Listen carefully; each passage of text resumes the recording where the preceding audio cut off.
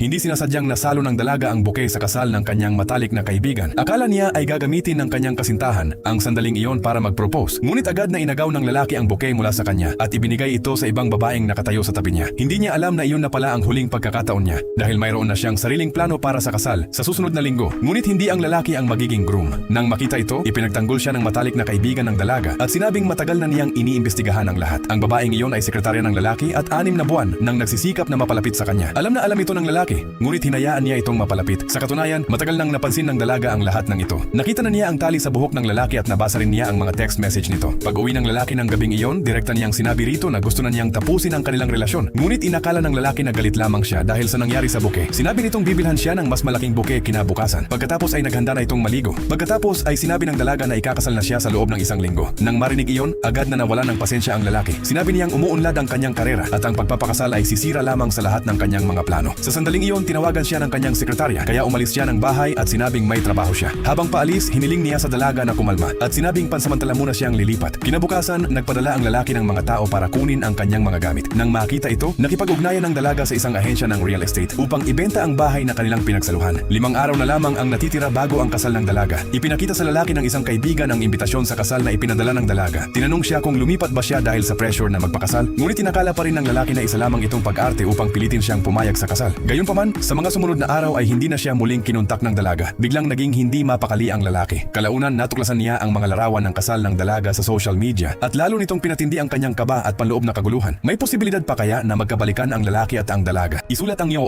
sa komento para mapanood ang part 2.